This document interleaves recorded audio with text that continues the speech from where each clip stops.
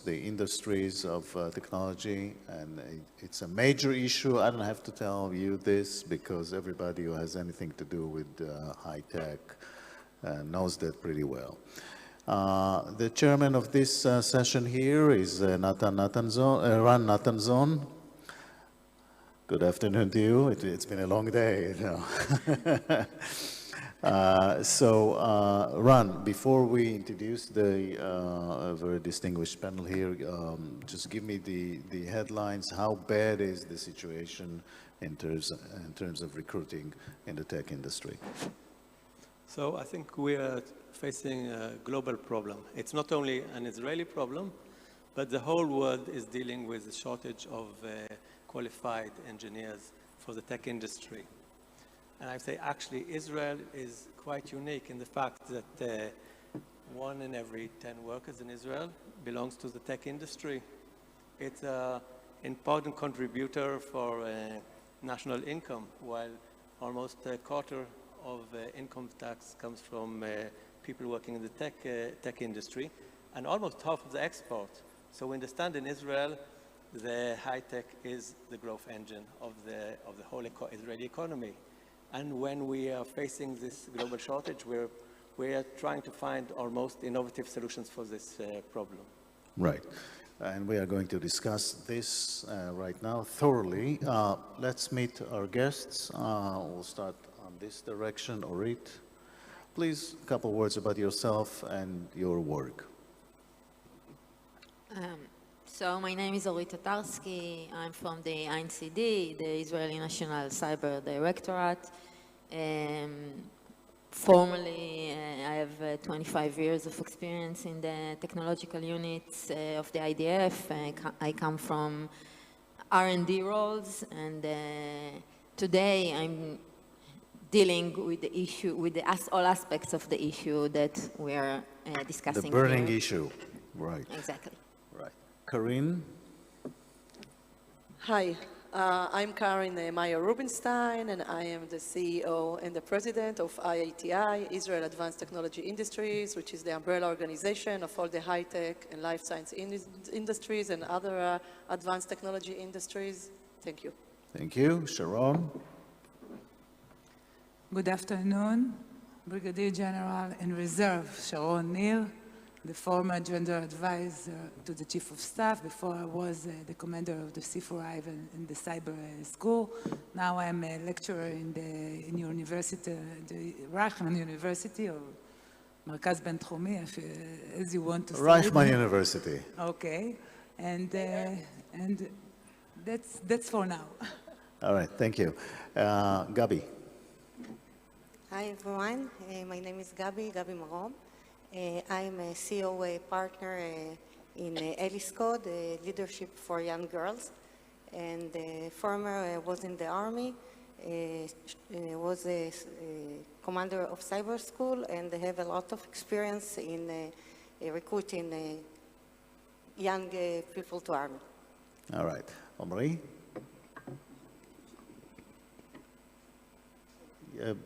You don't need to open anything. Don't, just like that. Is this one working? Okay. So my name is Omri Wexler. I'm a senior researcher at the Yuval Ne'eman Workshop for Science, Technology, and Security in Tel Aviv University. And I'm the one responsible for the cyber project of the workshop. All right. And last but not least, Merav. Thank you, Yaakov. Thank you for having me here. Good afternoon to everybody. I'm the CEO of the ITech Association, which is part of the Manufacturers Association of Israel. We represent more than 1,800 companies and industries in Israel, companies like Intel, Philips, RAD, and others. Okay, thank you very much all for coming. I'm going to lay out the first question to all of you. This shortage that we're talking about, what does it tell you? Was there a problem in education and upbringing of the next generation, or is it the technology that just exploded beyond any expectation? What's happening here? We'll start with you, Orit. I think maybe the answer is both, but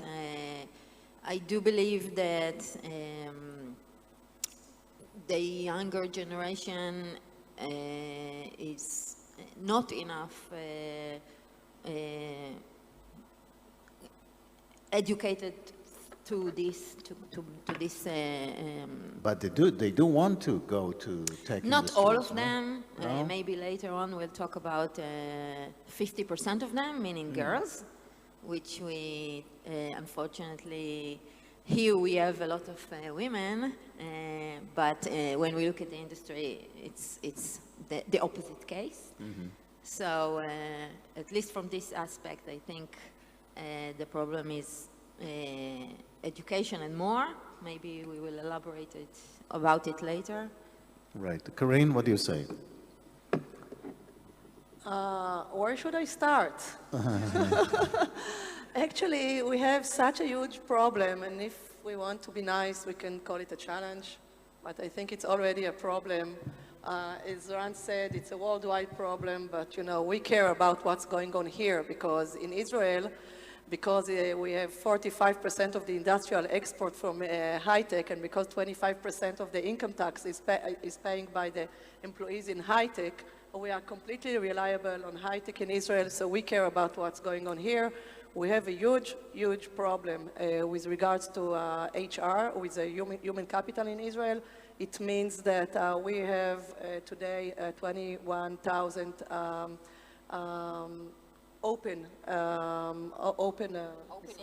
openings, and we cannot find the people to these openings. So we all come together here to solve it and to bring the solutions to the table. Well, we'll but solve still, it here it's a big today. problem.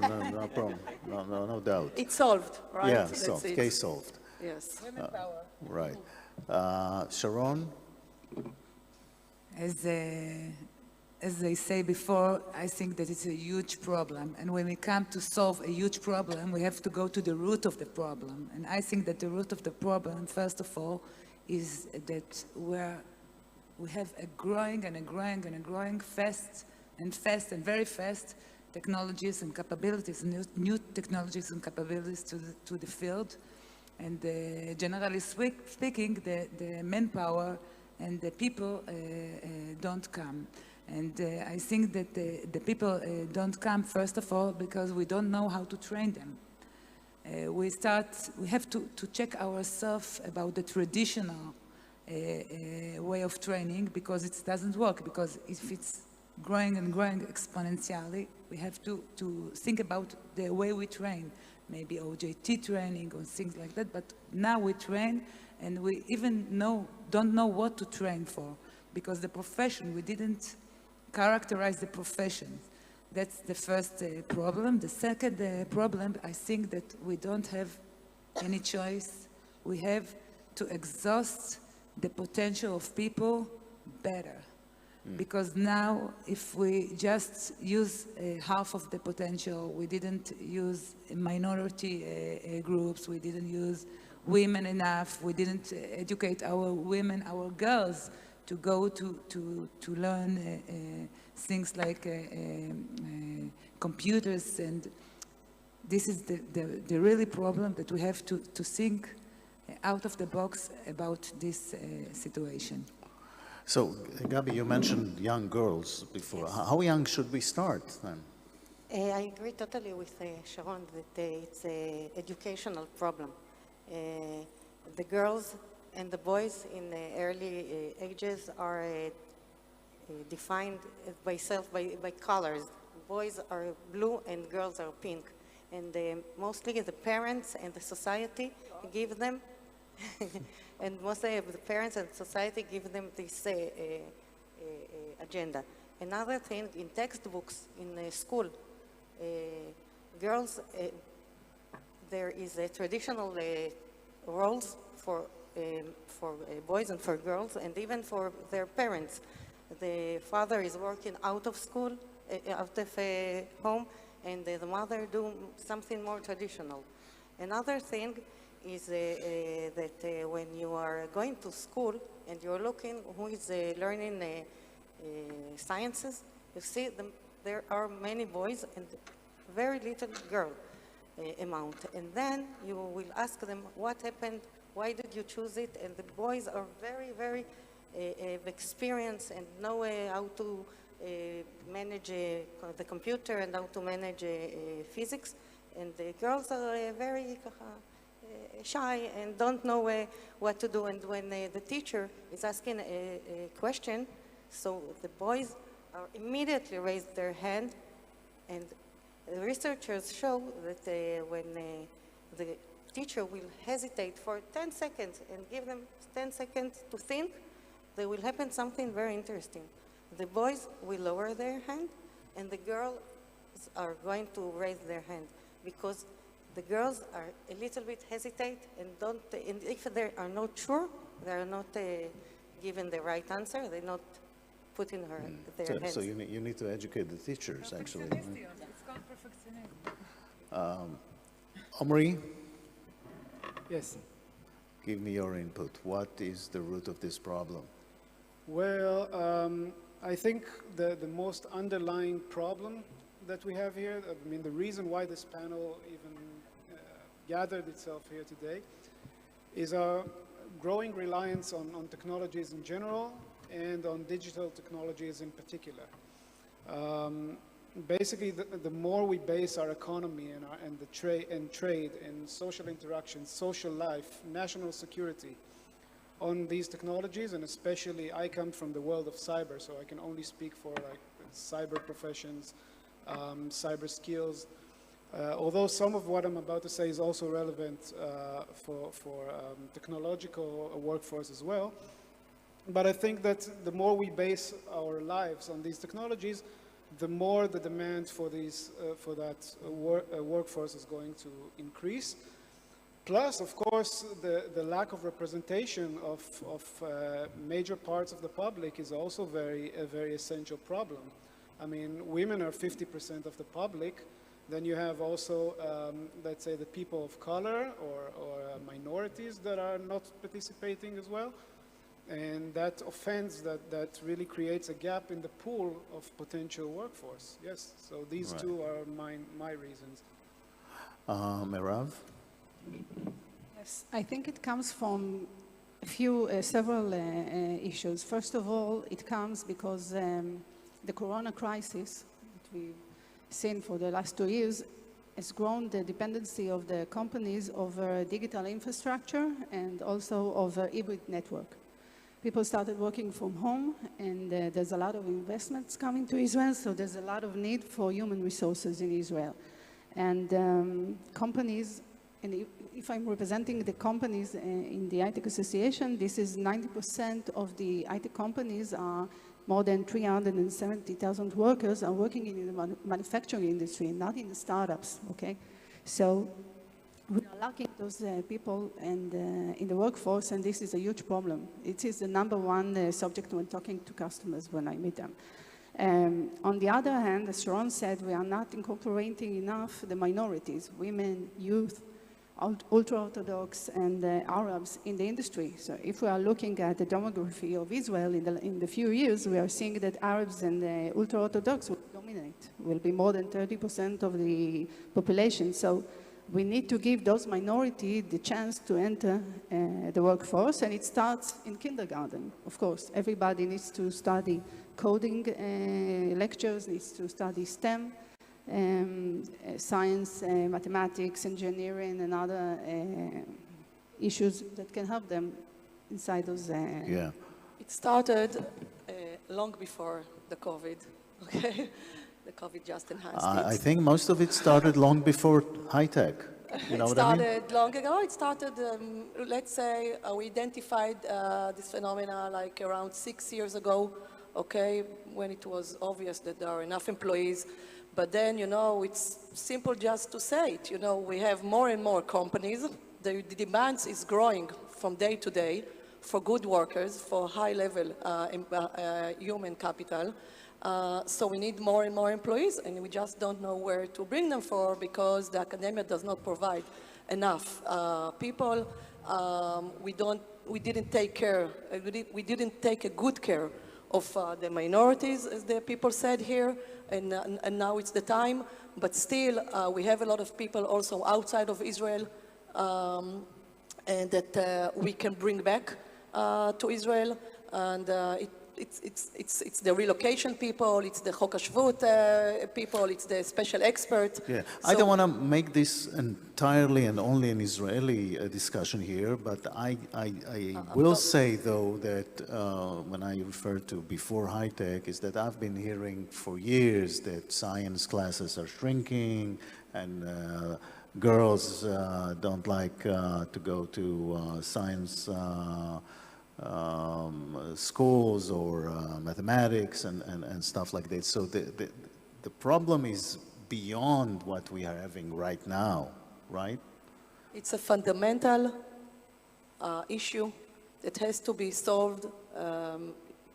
We said it from the basic grounds of it, and it will be only solved by a holistic solution of taking everybody around the table, short-term and long-term. Short-term is the training, you know, in the big picture is the training, and everybody's talking about it, but the long-term is important as well, and the long-term is dealing with the children 6 to 18, and we identified it like 6 years ago, because then we started with Bennett, with the Prime Minister, who was the Minister of Education back then. We started the biggest Olympic for cyber. 6 years ago with 500,000 pupils, and now we are starting to see the result. But it's taking time, so that's why we have to divide it to short-term and long-term. Yes. I think that now I want to continue from the point you end, because I think that now it's the time for ecosystem, another ecosystem that involves the academy, the schools, the IDF, the industry. All of them have to think about this special problem, because 6 years ago we have grown in the cyber industry, and the digital transformation of the application, everything, it's another field that grow, and all of that demand us for the most important things is the manpower. We can't do anything without people. People are the key to success in this Right, but field. it is surprising, though, Nathan, I keep calling you Nathan. Run Nathan Zone. It's been a long day, I say it again. You know, the Jewish mother used to want her son or daughter to be a lawyer or a doctor. Okay, that changed years ago. All right, and somehow I think back in the 70s it was okay to go to the computer science faculty, not necessarily to be a lawyer, right? And you have many kids growing up looking at all these very successful companies. So where's the problem? You need to convince them. They want to go there. But we need to create access to these kids. And I would like to add, we were speaking of how to realize the potential of engineers completely. So some of my colleagues here spoke about the different sectors. Some of them talk about the presentation. I would like to add also the periphery. So in periphery areas, and it's a global problem, we want tech and innovation and engineers to come not only from Tel Aviv or central Israel, but from also north of Israel and center Israel and south of Israel. This is a global problem. So how do we create excellent centers, not only in the big cities, in the center of each country, but how do we spread out innovation to bring it to all parts of the country? And the solution is to create access. It can be access by creating employment centers. It can be spreading out the education. It could be by training kids outside central Israel. But we have to understand that if you want to raise the GDP of all Israel, you can't leave anyone behind. Everybody should join into this tech revolution. Orit, you want to say something? I think that we are doing a lot of efforts in those vectors that were mentioned here. Just to give some examples, we mentioned the periphery, so Unit 8200 already identified the untapped potential in the periphery about 11 years ago, and opened Magshimim project.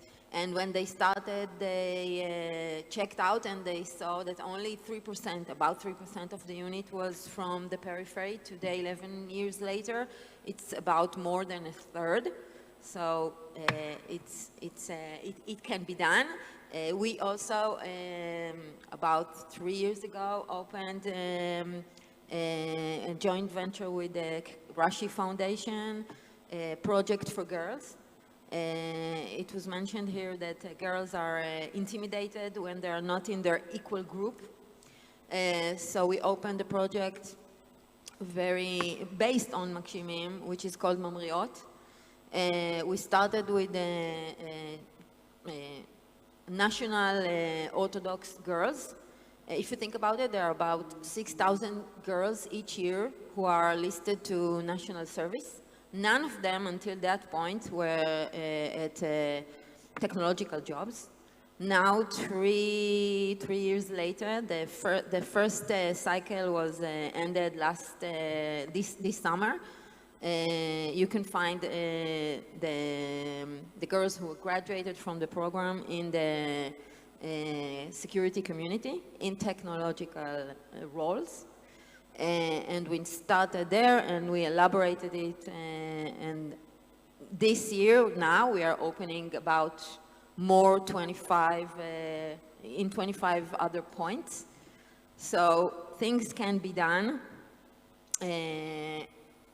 not only for the longer term, but also for to close the current gap. If we're dealing with children, then as mentioned, we're looking at the future. If we're dealing with adults, then we're dealing with here and now. We also have done a great pilot with the Lev Academy Center in 2018 with 2 groups of men and women, ultra-Orthodox, which graduated from their bachelor degree in computer science with excellence. And we trained them to become a cyber specialist. And it's amazing to see a guy who started out this route, not only not knowing mathematics, basic mathematics and English, but sometimes that doesn't speak Hebrew because he speaks only Yiddish.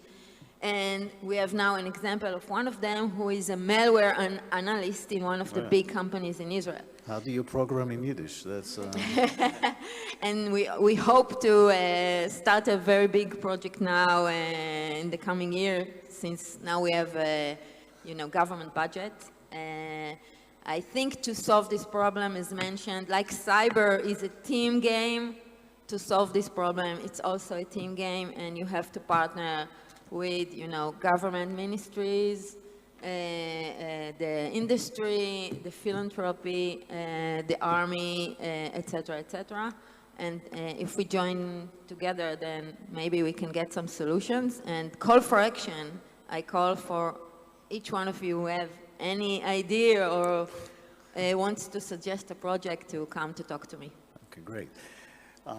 Omri, so until all of that happens, it will take some time. Now there's a problem. How do companies deal with that? They have to function here, and they're desperate for workers, and some of the cases we're hearing about are ridiculous, right? True. I think that we have to distinguish between, let's say, solutions at the level of the organizations themselves, like individual solutions, and on the other hand, from national initiatives. So organizations, we do start to see that organizations are enabling more internal training, which was something that in a long line of surveys that were conducted in recent years, potential workforce or young workforce without experience actually raised this problem that organizations, employers are demanding too much experience and are not enabling internal training. So first of all, organizations start enabling internal trainings. More and more of them are outsourcing, are moving to the cloud in order to kind of take away all these little mundane tasks, IT tasks, information security tasks. We see more automation, for example. And then you have the national initiatives. Some of them are, their aim is to kind of dissolve this black cloud called cyber, because, you know, people on the street, if you ask them, what would one need in order to become a lawyer or an accountant, they will tell you, you need to go and do your law studies and stuff like that. But for them, cyber is kind of like some sort of a black cloud. You can't see through it, despite the fact that you have clear, well, there's an attempt to make it clearer, all these careers and different professions and sub-professions inside. So many national initiatives, we can see the things that the Cyber Directorate did here in Israel. Also, for example, you have in the US, you have the NICE initiative, the National Initiative for Cybersecurity Education of the National Institute for Standards and Technology, NIST. All these initiatives are basically the objective, the goal is to clarify all the different professions, different skills that are needed. Other initiatives are aimed at increasing representation. A good example is the US Department of Defense. They have this initiative, the Cybersecurity Education Diversity Initiative, where they provide funding and education materials to colleges and universities that were traditionally working with weakened or lower social economic populations, such as black communications, Hispanic, etc. And then you have a problem of the public sector versus the private sector, because both of them are competing over a very limited pool of potential workforce. And in that sense, the public sector is facing severe problems because they cannot offer the same salaries and the same working conditions. And also in that direction, some government agencies are trying to solve this. I think the clearest, the most recent solution is the cybersecurity talent management system of the American Department of Homeland Security, where they try to cut through bureaucracy to increase the salaries, enable more solutions for self-growth as an alternative for salaries, for higher salaries, of course. So yeah, it's a very comprehensive. Yeah. I'm going to ask you, Mirav, what's happening meanwhile? Salaries are going through the roof, incentives, options, I don't know what, and they still have problems recruiting people. Yes, first of all, as Omri said, companies are doing now internal teaching of the workers to bring them to new places they can learn, and they're also going to try and work with minorities, to incorporate minorities inside the organization. Just yesterday we did a conference between the organizations, because organization and 20 organizations of youth organizations to do a matching and to see how we can enter those youth into the industry. Another thing is the dollar, which is very problematic today. The strengthening of the shekel makes it very risky for companies to work in Israel today. So when I'm meeting companies that they are speaking about moving their core businesses to other countries, which is it better in other countries? Well, there are places where the wages of the workers are much better.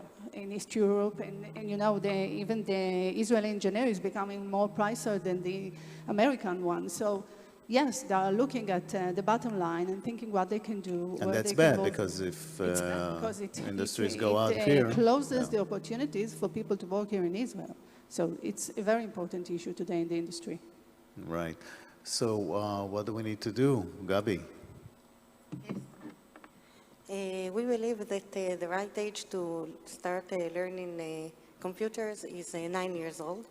when 9 years old, this, Yes, somebody said yes. this is 9 years too late. Yes, because the children, they know to read, they know a little bit English. We are starting with Scratch, which is very very easy to move the blocks and to make a movie and to make some game, and it's very colorful, and children likes it. And the girls, after they playing this, they are going to learn Python, and in 6th grade they are knowing Python, and they afterwards they learn CSS, and we have a collaboration. How many kids actually do this in Israel now?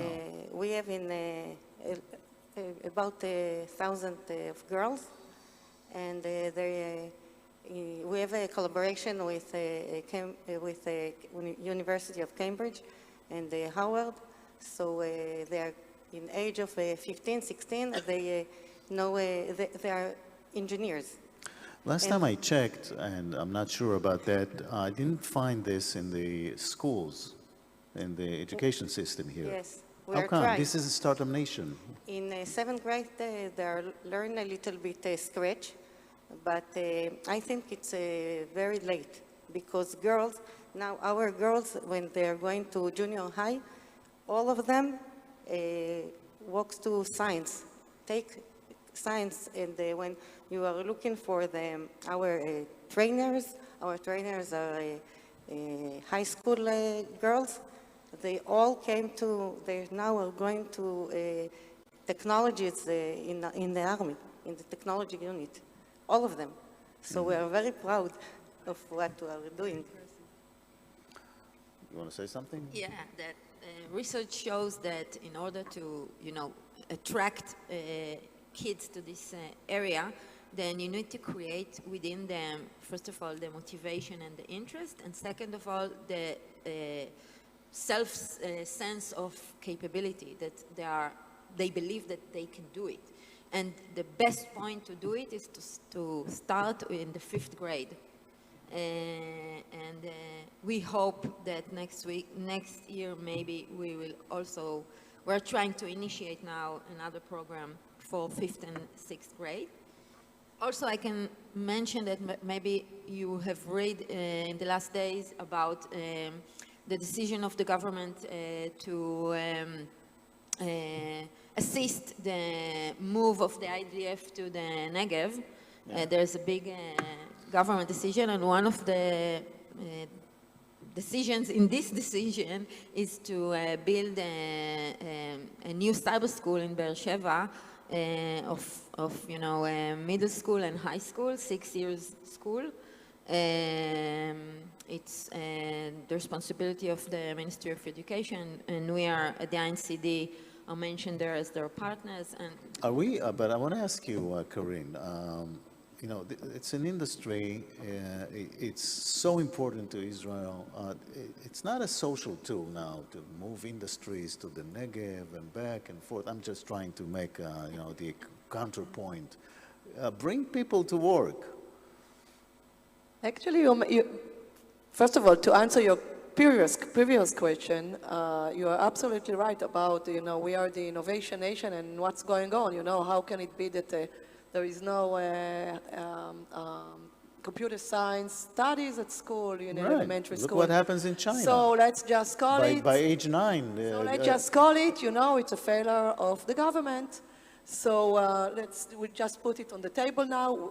We know it. I'm talking to the Minister of Innovation all the time, to the Prime Minister, to the Innovation Authority, of course, and to the Minister of Education. That's why we started, as I said, 6 years ago, to push from the age of 6 to put the Cyber Olympics into the curriculum, and we did it. And every year you asked it, so I'm giving you the number: 500,000 pupils who are competing in these Cyber Olympics. And everybody, you know this program, but it's not enough. It's not enough because there is an agreement that we made between IATI and the Ministry of Education when Bennett was the Minister of Education. And you know, we just have to like fulfill this agreement to put more and more studies, to put more and more studies into the curriculum vitae of the curriculum of the primary school. Now, you also asked about the salaries and about people who moves, and if I understood correctly what you said, every year 3,500 people move to company to company. It brings instability. It brings uncertainty. It raises, of course, the salaries, like to the huge amount of salary. It bothers a lot the HR VP of the big companies, and they are worried and very much concerned about it. So solution must be found top down and bottom up. We can talk about both, but I will say again, it will start in the integration between the industry and the government, and it will continue in the integration in the government itself, which is not integrated now. Okay. Well, when is the government integrated? And the third, yes, and the third part of the triangle is the academia, of course the military, but the academia. A lot of people go to the academia. It's not true what they said, that people don't want to go. It's full. The academia is full of engineering people, but we need more places, and the content should be modified to up to date and to update the content in the academia. And the other thing that, you know, the Israeli companies and unicorns and other big companies will tell you, no, I want to say the F word, but I will not say it. Who gives a F about the academia? Okay, we want to go with training, 4 to 6 months training to take people that studied psychology, economy, etc. Very, very high-level people, but they were not in the technology. Move them in 4 to 6 months to high-tech. So it's both. It's academia on one hand, and it's the training of like short-term training from the other. It's a fight also in the world. Do you want your children to go to academia to do a BA? Maybe not. It's the world is changing. Right. Ron, is it possible that the startup nation doesn't have really a strategy for educating tech people? Maybe our strategy is no strategy, but I think we go together, and you know, the government also is like a big ship. It takes time to turn it around to the right direction. It needs effort and time. And I think it's slowly moving in the right direction. It's maybe taking longer than we presumed. But still, I think the public-private partnership is the key for success. Working together as an ecosystem, each side contributing from its side. Speaking of government, as I see it at least, the government role is dealing with market failure. And we see here a few market failures, maybe in education, in the capacity of education system in the programs in which we have to hand a solution. And the second thing is to cut in the red tape and lower barriers. So it could be barriers for people to study. It could be also to bring some foreign talent into Israel. And we see certain changes, such as the startup visas that actually made it easier for the large companies to bring in foreign talent if it's specific talent that's needed. So in general, I would say this is the kind of visas that made Israelis go elsewhere. But but here I think it's good as an example. In 6 days you can receive this visa, and I think together the solution is working together as an ecosystem. Right. Yaakov, if in your permission, I have to add something about the Ministry of the system of education and the Ministry of Education. I do agree that, you know, there's a need to do a lot in this area, but I have to mention that now I'm a member in a committee of the Ministry of Education just started dealing with all education, technological education system in Israel, and I really hope that it will bring some fruits and some change to the system. And also, there's a big challenge if you think about it, because if you're a very good engineer or if you have very good engineering skills in computer science, let alone cyber, then you have such good opportunities in the market to get such a high salary. Why would you, unless you are, you know, really minded and have high values, why would you go to be a teacher? The salary that you will get, you cannot compare it. So there's a big challenge there, and it's not very easy to solve. Yeah, it's not. I think the government is seeing that the issue is an issue with the crisis, and is thinking about the short-term solutions by bringing foreign peoples, and also on the long-term solution, because just this month, the Ministry of Science and Ministry of Education announced that it's going to promote a plan to enter coding learning to kindergartens, and there's also an allocation of budgets for these things. I think that the major problem now, the crisis is with the shekel, the strengthening of the shekel. We are working with the Bank of Israel, and we are working with another economics, of course, authorities, to start and bring a solution for the shekels, because if we will see those companies going outside of Israel, then there won't be any workers which will be needed in the industry. So this is the main thing now that the government should look at and give a solution for. Right. I agree with Marom. The shekel is a big problem. The Manufacturer Association is doing a good work in bringing the solution to the table for the currency. It's not a problem, but the currency issue. And you know, we export. The high-tech industry is a big export. On the other hand, the investment comes in dollars. The salaries are paying in shekels. So it's a big thing Manufacturer Association do by bringing the solutions to this problem. Right. Any other remarks before we wrap up? Thank you very much. And thank you. This is it actually for the first day of this conference. We'll see you here tomorrow morning with more cybersecurity, homeland security, innovation, and plenty more. So have a good evening. Thank you.